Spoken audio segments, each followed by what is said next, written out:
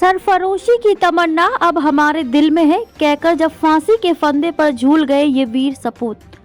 अंग्रेजी हुकूमत ने आज़ादी मिलने तक भारतीयों पर खूब जुल्म ढाए थे। हजारों लाखों वीर सपूत आज़ादी के लिए जी जान से लड़े थे, जिनमें से कईयों को अंग्रेजों ने निर्ममता से फांसी पर लटकाया था। ऐसे वीर सपूत थे राम प्रसाद बिस्मिल, अशफाकुल्ला खां और ठाकुर रोशन सिंह। ये वे महान क्रांतिकारी थे जिन्हें अंग्रेजों ने 19 दिसंबर 1927 को फांसी दी थी। इन वीरों की शहादत की याद में बलिदान दिवस मनाया जाता है। आज 19 दिसंबर को देश भर में आमजन से लेकर राजनेताओं तक हर कोई राम प्रसाद बिस्मिल, अशफाकुल्ला खां और ठाकुर रोशन सिंह को याद कर रहा है। सोशल मीडिया पर अब लोग इन वीरों की कही गई बातों का जिक्र कर रहे हैं, तो कहीं इनकी क्रांति की गाथाएं भी सुनाई जा रही हैं।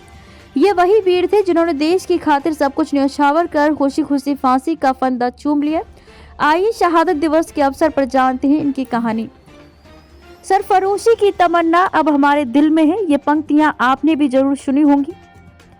कई फिल्मों में हीरो इन पंक्तियों को बोलते देखे होंगे। राम प्रसाद बिस्मिल, जो कि भारतीय स्वतंत्रता आंदोलन के एक प्रमुख सेनानी थे, वह एक अच्छे शायर, लेखक और गीतकार के रूप में भी जाने जाते थे। उन्होंने कई मौकों पर सरफरोशी की तमन्ना गाया था। काकोरी कांड में गिरफ्तार होने के बाद अदालत में सुनवाई के दौरान जब उन्होंने सरफरोशी की तमन्ना अब हमारे दिल में है, देखना है जोर कितना बाजू एक कातिल में है का शेर पढ़ा, तो वहां भारतीयों ने खूब नारेबाजी की।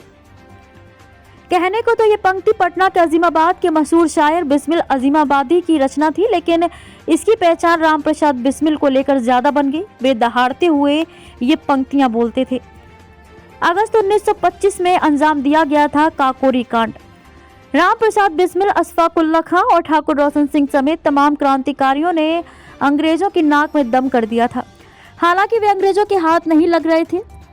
जब इन वीरों ने काकोरी कांड को अंजाम दिया था, अंग्रेजी हुकूमत पर इन्हें पकड़ने का दबाव बढ़ गया था। वह 9 अगस्त 1925 की रात थी जब चंद्रशेखर आजाद की अगुवाई में राम प्रसाद बिस्मिल, अशफाकुल्ला खां, रोशन सिंह और राजेंद्र लाहिड़ी समेत कई क्रांतिकारियों ने लखनऊ से कुछ दूरी पर काकोरी और आलमनगर के बीच ट्रेन में ले जाए जा रहे सरकारी खजाने को लूट लिया था।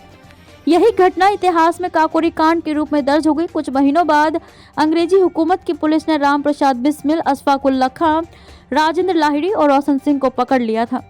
चंद्रशेखर आजाद इन्हें छुड़ाने की कोशिश करते रहे, लेकिन सफलता नहीं मिली। इन पर मुकदमा चलता रहा। आखिर में दिसंबर के महीने में राम प्रसाद बिस्मिल, अशफाकुल्ला खां और रोशन सिंह को फांसी दे दी गई।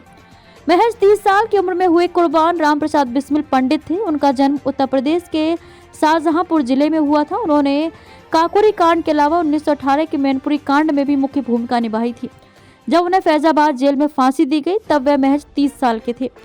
युवावस्था में ही वे भारत मां की बलिवेदी पर कुर्बान हो गए। उनके दो साथी अशफाकुल्ला खां और रोशन सिंह को अंग्रेजों ने अलग अलग जेलों में फांसी दी थी। अशफाकुल्ला खां को 19 दिसंबर 1927 को गोरखपुर जेल में फांसी दी गई थी। वहीं ठाकुर रोशन सिंह को इलाहाबाद में मौत की सजा दी गई।